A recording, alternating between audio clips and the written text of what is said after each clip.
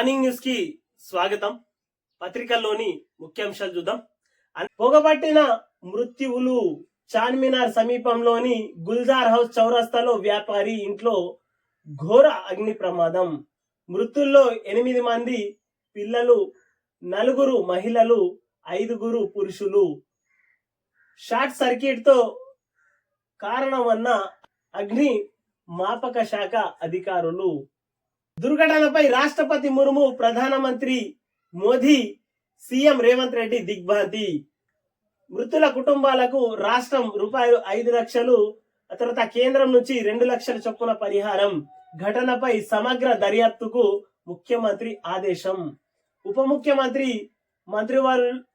మంత్రులు, ఉన్నతాధికారులు పర్యవేక్షణలో సహాయక చర్యలు అంటూ వార్త.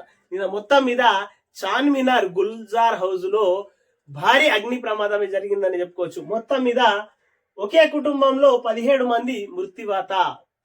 ఆ పొగతోని ఊపిరాడకుండా పాపం ఒడిలోనే తల్లి, 2 పిల్లలు అక్కడికక్కడే మరణించిర్రు.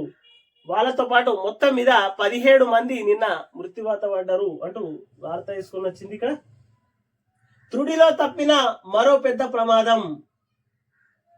మైనర్ దేవుపల్లిలో మంటలు, 50 మందిని రక్షించిన అగ్నిమాపక సిబ్బంది అంటూ 5వ పేజీలోని వార్త.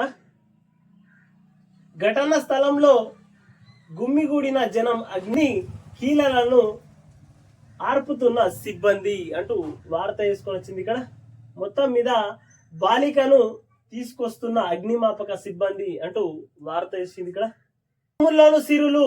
ఇందిరా సౌర గిరిజన జల వికాస పథకాన్ని నేడు ప్రారంభించనున్న సీఎం. 6 లక్షల ఎకరాలకు సాగునీటి కల్పనే లక్ష్యం అంటూ వార్త వేసుకుని వచ్చింది 10వ పేజీలోని వార్త. దాంతోపాటు దానికి సంబంధించింది ఇక్కడ పెద్ద యాడ్ కూడా ఉన్నది.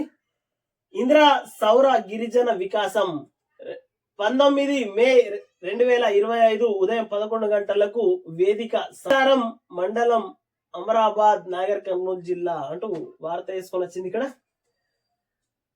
2,30,775 మంది గిరిజన రైతులకు 6.69 లక్షల ఎకరాలకు భూ యాజమాన్యపు హక్కులను కల్పించడం జరిగింది.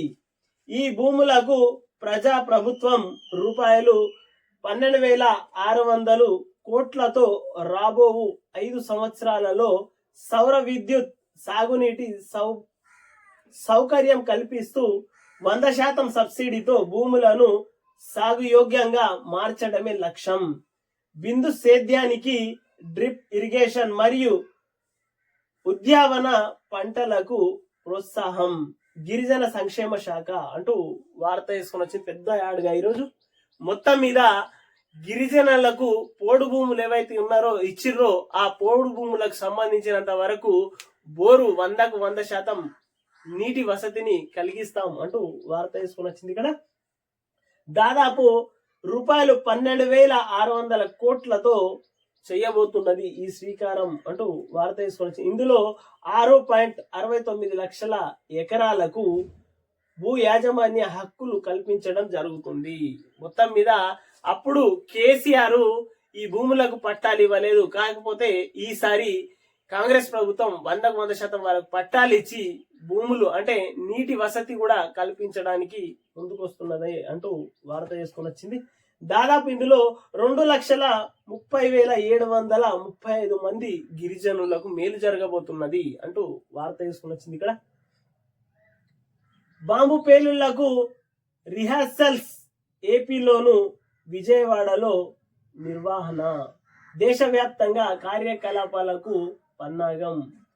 ఆన్లైన్లో రసాయనాల కొనుగోళ్లు, ఉగ్రకుట్ర భగ్నం అంటూ 10వ పేజీలోని వార్త ఇది. లష్కరే కీలక నేత సైఫుల్లా హతం. సింధులో కాల్చి చంపిన గుర్తు తెలియని వ్యక్తులు. ఆర్ఎస్ఎస్ కార్యాలయంపై దాడికి సూత్రధారి. ఐఐఎస్సి, సిఆర్పిఎఫ్ క్యాంపుల పైన అంటూ 11వ పేజీలోని వార్త ఇది. లష్కరే కీలక నేత సైఫుల్లా హతం అంటూ వార్త వేసుకొని వచ్చింది ఇక్కడ.